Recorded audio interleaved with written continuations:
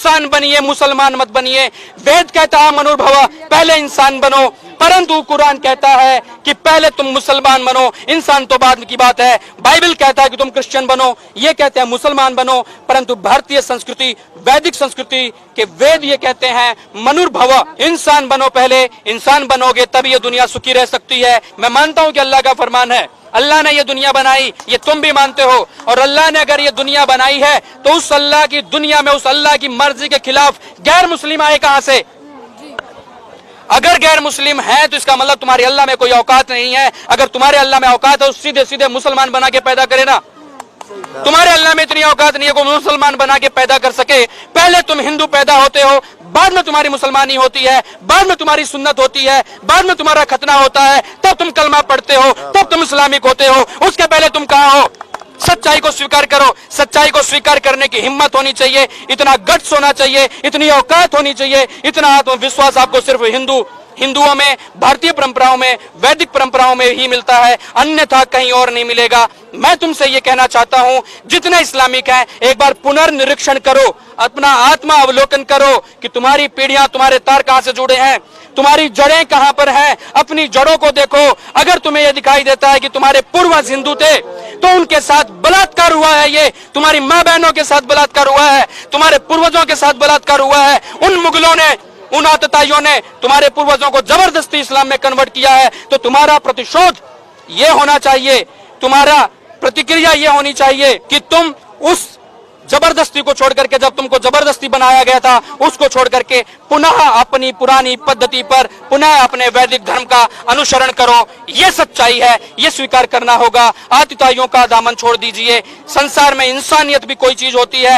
आपको क्या लगता है इस देश में जो सेक्युलर की परिभाषा है कि हम सेक्युलर हैं, तो उस परिभाषा में क्या हिंदू नहीं आते हैं? आपको क्या लगता है? अब मैं ही बोलूंगा तो इनसे भी सर आप बताइए, सेक्युलर की परिभाषा में क्या हिंदू नहीं आते हैं अकॉर्डिंग टू सो कॉल्ड बड़े पत्रकार? सो कॉल्ड बड़े पत्रकार जो हैं, हाँ। जैसा कि अभी भाई कह रहे थे कि रविश कुमार, हाँ। एक जाना पहचाना सा नाम है, हाँ। पर उसकी इमेजिनेशन क्या है पब्लिक के बीच में वो सब जानते हैं। हाँ।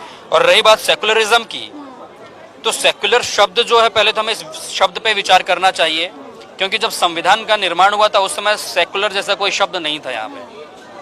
अब जो सो कॉल्ड सेकुलर पत्रकार हैं, जिनको सिर्फ ये दिखाई देता है कि हिंदुत्व या फिर हिंदू आतंकवाद या फिर हिंदू आतंकवादी या फिर राम भक्त जैसे शब्दों का इस्तेमाल करते हैं रविश जैसे लोग, तो उनको फिर मोहम्मद भक्त कोई क्यों नहीं मिलता है?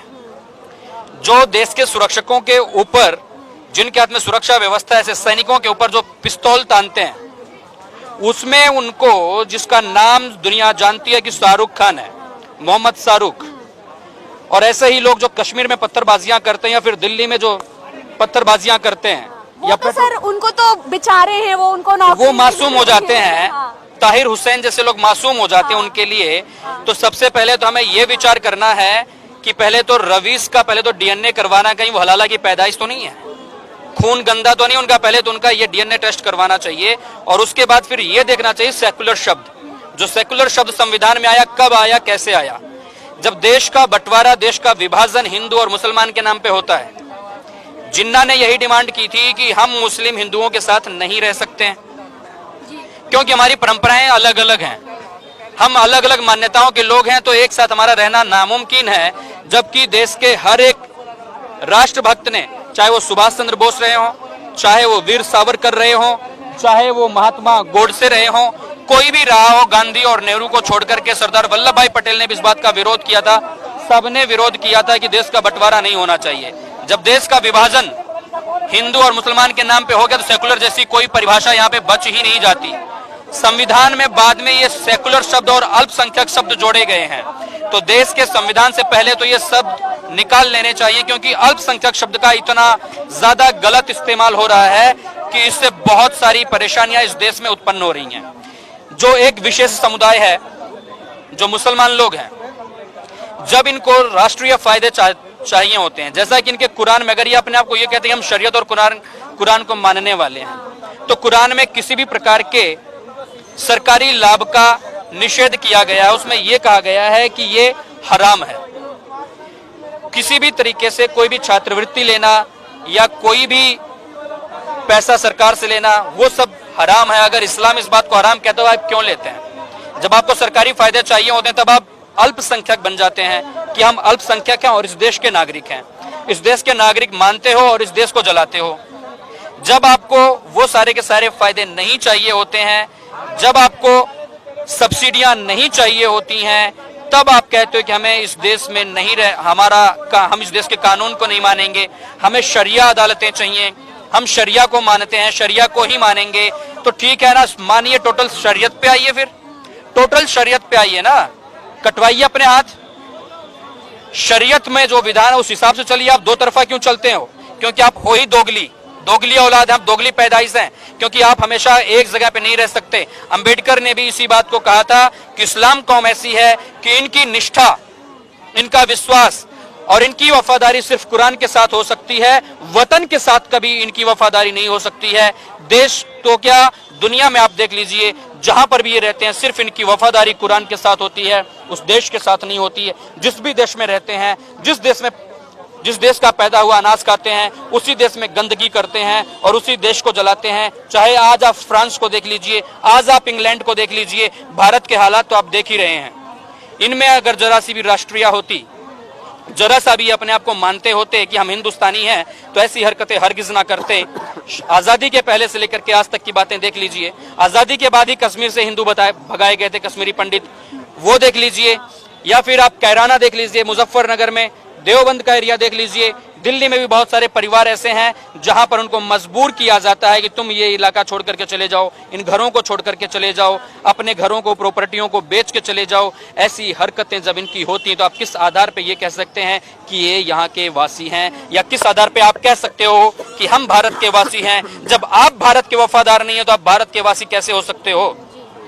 सर, ऐसा भी देखा गया, मैंने देखा है कि 4 मुस्लिम एक हिंदू के बीच में रह सकते हैं, लेकिन एक हिंदू 4 मुसलमानों के बीच में नहीं रह सकता है, ऐसा अनुमान देखा जाता है। हाँ, तो बार बार जो मुझे लगता है ये हम लोग की दिक्कत है कि हम अपने आप को ही स्टैंड नहीं कर पा रहे हैं। हम इन सारी चीजों में उलझे हुए हैं और इसी वजह से हमारे साथ ऐसा हो रहा है। मुझे तो लगता है कुछ दिनों में ऐसा होगा कि हम ही इस देश से बाहर जाएंगे, वही यहाँ पे रहेंगे। आप क्या कहते हैं?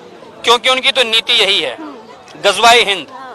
आप शाहीन बाग देख रहे हैं, शाहीन बाग सिर्फ CAA और NRC का विरोध नहीं है, वो ये दर्शाना चाहते हैं, ये बताना चाहते हैं कि यहाँ पर किसी भी मुस्लिम को आप पूछ लीजिए, वो यही कहता है यहाँ पे पहले हमारी हुकूमत थी।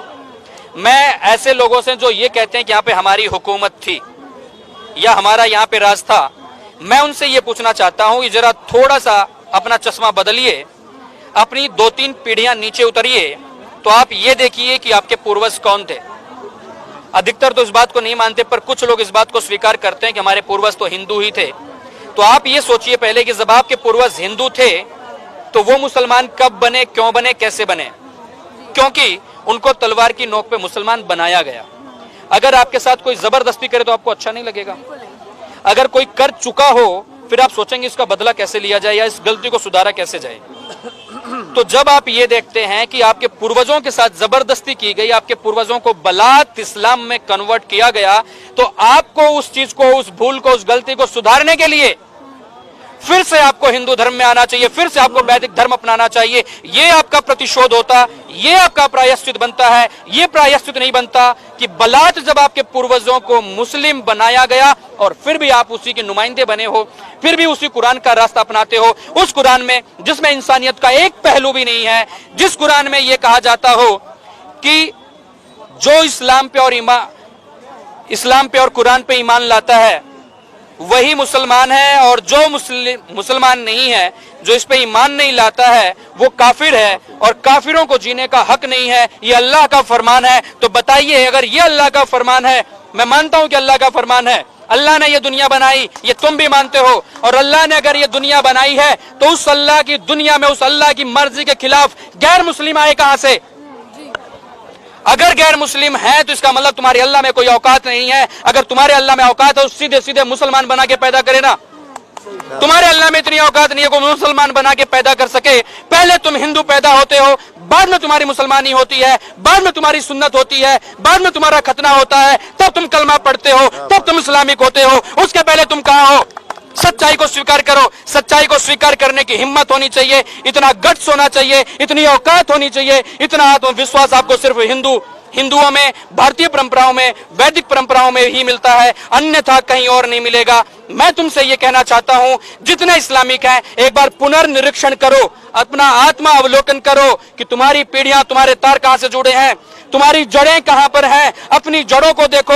अगर तुम्हें यह दिखाई देता है कि तुम्हारे पूर्वज हिंदू थे तो उनके साथ बलात्कार हुआ है, ये तुम्हारी मां बहनों के साथ बलात्कार हुआ है, तुम्हारे पूर्वजों के साथ बलात्कार हुआ है, उन मुगलों ने, उन आतताइयों ने तुम्हारे पूर्वजों को जबरदस्ती इस्लाम में कन्वर्ट किया है, तो तुम्हारा प्रतिशोध यह होना चाहिए, तुम्हारा प्रतिक्रिया यह होनी चाहिए कि तुम उस जबरदस्ती को छोड़ करके, जब तुमको जबरदस्ती बनाया गया था, उसको छोड़ करके पुनः अपनी पुरानी पद्धति पर, पुनः अपने वैदिक धर्म का अनुसरण करो। यह सच्चाई है, यह स्वीकार करना होगा। आतिताइयों का दामन छोड़ दीजिए। संसार में इंसानियत भी कोई चीज होती है। इंसान बनिए, मुसलमान मत बनिए। वेद कहता है मनुर्भव, पहले इंसान बनो, परंतु कुरान कहता है कि पहले तुम मुसलमान बनो, इंसान तो बाद की बात है। बाइबल कहता है कि तुम क्रिश्चियन बनो, ये कहते हैं मुसलमान बनो, परंतु भारतीय संस्कृति, वैदिक संस्कृति के वेद ये कहते हैं मनुर्भव, इंसान बनो। पहले इंसान बनोगे तब ये दुनिया सुखी रह सकती है, क्योंकि हमारी ही पद्धति ये है। वेद ये कहता है सर्वे भवन्तु सुखिनः सर्वे सन्तु निरामया। भारतीय परंपराएं सबके सुख की, सबके आयुष्य की, सबके स्वास्थ्य की कामना करती हैं। दुनिया के किसी भी और संप्रदाय में ऐसी बातें, ऐसी प्रार्थनाएं आपको हरगिज नहीं मिलेंगी। सिर्फ और सिर्फ उनको अपने पक्ष की ही बातें करनी होती हैं। हमारे हिंदुत्व में मिलेंगी।